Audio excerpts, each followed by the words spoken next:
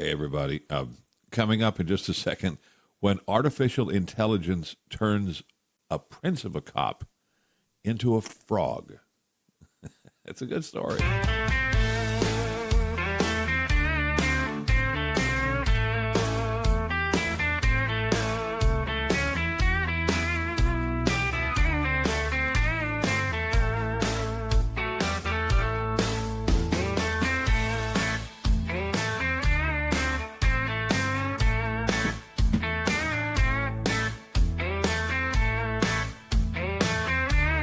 Hello there. Welcome to the Harley Carnes podcast. Harley on the headlines. Really glad you're there. Quick reminder, and I'll keep it brief. Please help us spread the word. You know how to do it. I'm not going to tell you how to do it every day. That's silly, you know. If you want to help, you will. I hope you do. Really. Somalis and others who trespassed to get into the U.S. and who live in Minneapolis might want to pack a bag. The Immigration and Customs Enforcement folks are planning to send 2,000 federal agents to pick them up and send them home. It is nasty cold this time of year in Minneapolis, St. Paul. Everywhere in the upper Midwest. Going to be some tough days all around for them. Nicolas Maduro has gotten some more bad news. Whatever fortune he may have salted away in Swiss banks is no longer available to him. Switzerland has frozen his funds and the funds of many of his cohorts. Maria Corina Machado was on Fox last night. She won the Nobel Peace Prize. She loves that President Trump has done what he's done in her country and said arresting Nicolas Maduro and taking him out of Venezuela was a giant achievement for humanity. She has led the opposition to Maduro in exile because he likely would have had her jailed and maybe killed otherwise. The expectation of the moment is that once the U.S. has made free and fair elections possible again in Venezuela, she'll run for president. Chances are good she'll win. She got 92% of the vote the last time she ran, but Maduro was a dictator, paid no attention to what the people wanted. Maria Machado said January 3rd will go down in history. This is a quote. Down in history as the day justice defeated tyranny. It's a milestone, she said, and it's not only huge for the Venezuelan people and our future. She said, I think it's a huge step for humanity, for freedom and human dignity. Machado also said Delcy Rodriguez, the interim president in Caracas, is absolutely not to be trusted. She called Rodriguez one of the main architects of torture, persecution, corruption, and narco-trafficking. Japan's prime minister is taking the politician's way on Venezuela. Sanae Takaichi said she won't endorse what President Trump has done, nor will she criticize it. She's trying to stand on the fence post.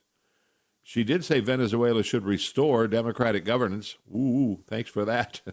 Weak as muddy rainwater, you know. Diplomatic waste of time at this point. She'd be better off saying nothing at all.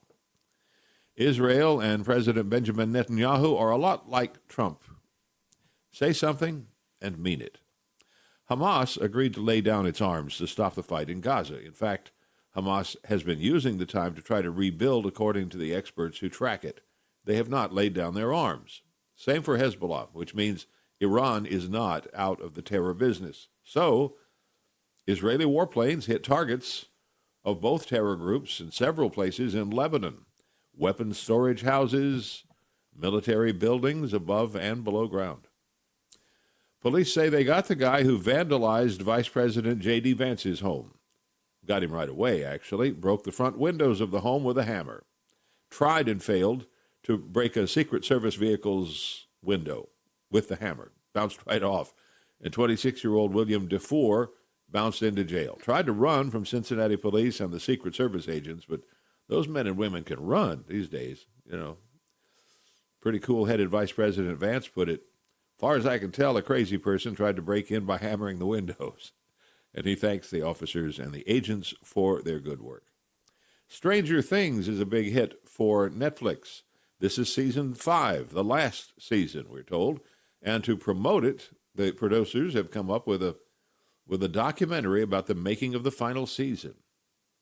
I mean, geez, you'd think they've been around a long time, like Cheers or All in the Family or X-Files or a dozen other shows that were around a lot longer.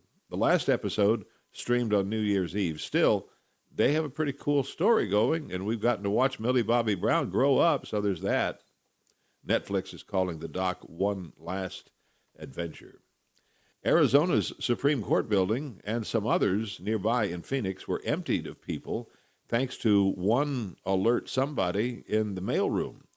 There was a package with vials of explosive substances. It was not a bomb. It was stuff to make a bomb. The evacuation was just to be safe.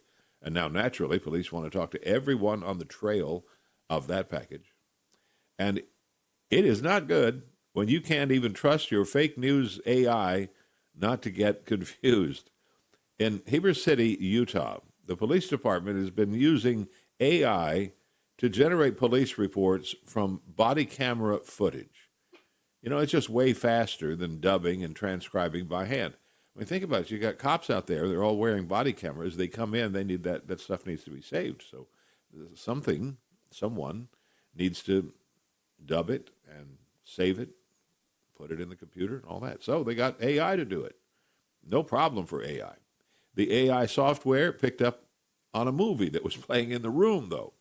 Someone was watching Princess and the Frog. So the AI program took the body cam video and turned one of the cops into a frog. Now all they need is a princess to turn him back, I guess, you know. Thanks for joining in today for this podcast, Harley on the Headlines. We are on several platforms. The podcast is growing. I do appreciate the help. You know I can't do it without you. So please like, follow, subscribe, share the link with people who follow you, and please come back. I'm Harley Carnes, and we'll do this again.